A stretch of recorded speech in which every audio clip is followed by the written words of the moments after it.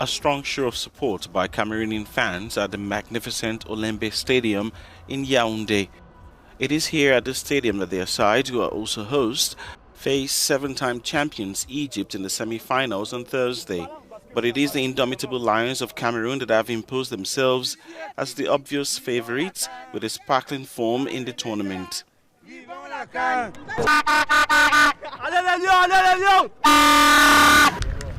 The side is now hoping to take their run to the final.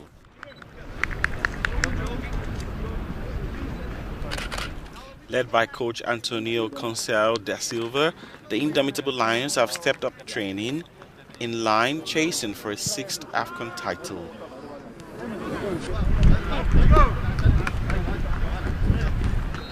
For Egypt, everything rested on Mo Salah for the Pharaohs as they successfully tried to overcome Morocco, and he delivered.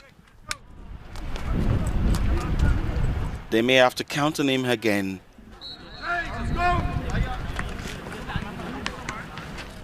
That is exactly one of the words that we eradicate of our football dictionary.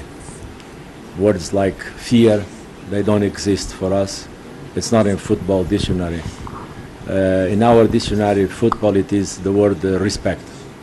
And of course, we have a huge respect for the Cameroon team, the players. They've been doing very well. As you said, the striking force of Cameroon, they've been scoring goals. But we're ready.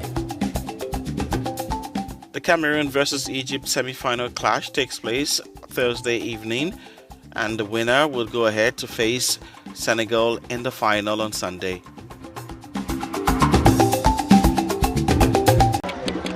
A very tense atmosphere Wednesday evening in Dakar, Senegal's capital, as the Teranga Lions faced Burkina Faso during the semi-final of the Africa Cup of Nations. But it took over 70 minutes of football to set the crowd in jubilation after the goal of the defender Abdou Diallo.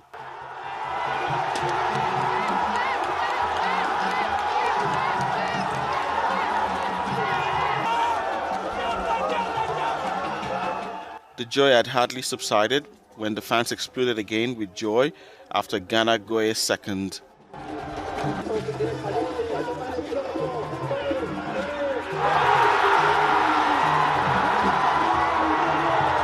Blatter Touré's goal for the Burkinabe Stallions will go almost unnoticed.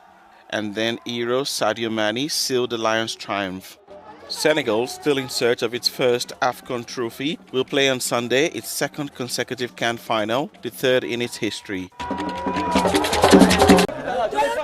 At least 26 people died electrocuted in DRC's capital, Kinshasa, after a high-voltage power cable snapped and fell into a drainage ditch. The incident occurred in a popular food market, and most victims were market traders and customers. This witness describes what she saw. When the rain started, the thunderstorm suddenly hit the electricity cable pole. When the cable gave way in its fall, the cable started to hit the people around, and as there was water on the ground, many people started to collapse successively. The national power company, SNEL, attributed the incident to a lightning strike that severed the cable. The authorities promised a full investigation. This high-voltage cable, which caused the death of several mothers, so that's why we came to identify the families, so that we could bring help. An official from the state-owned company added that the land ministry had illegally issued permits for market stalls placed under the high-voltage cables. Many traders also blamed the poorly maintained drainage system. The SNEL should monitor their equipment. They earn a lot of money by monitoring their equipment.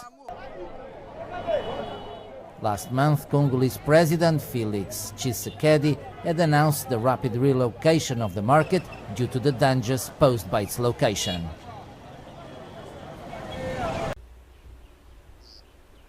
As the United Kingdom prepares to mark 70 years since Queen Elizabeth II ascended to the throne, the hotel where she spent her last night as a princess in Kenya had shut down.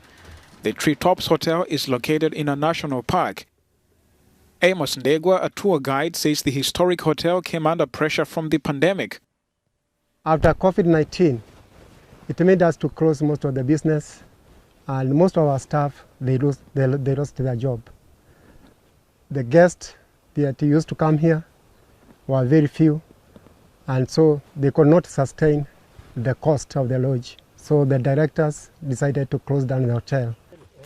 It was during her stay here in February 1952 that the then princess received the news of the death of her father, King George VI, and began her reign. It's quite unfortunate that we are celebrating 70 years anniversary when we have closed the Treetop Lodge. So we would urge the government to reconsider all historical sites and boost them, because it is our heritage. Some Kenyans have expressed condemnation of the closure of the hotel, saying the government should have intervened to ensure that the hotel remains open as a national heritage site. Treetop should not have been closed.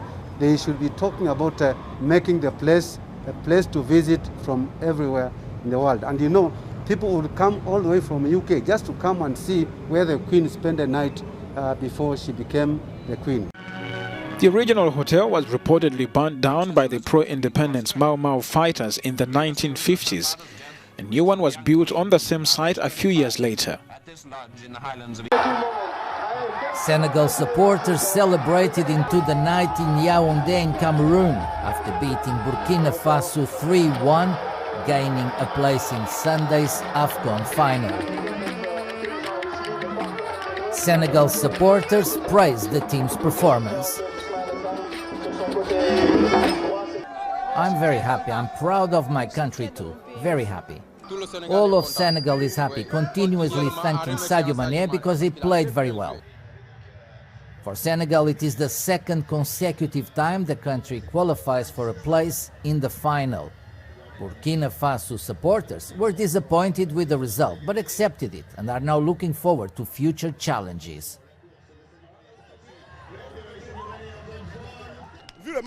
We played very well, especially the effort we put into that level. I say congratulations to the Stallions. There's 2023 coming up.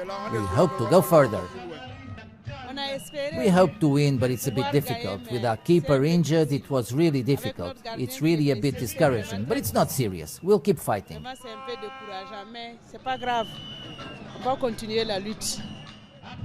The host nation, Cameroon, faces Egypt this Thursday. The winner of the match will face Senegal in the final on Sunday.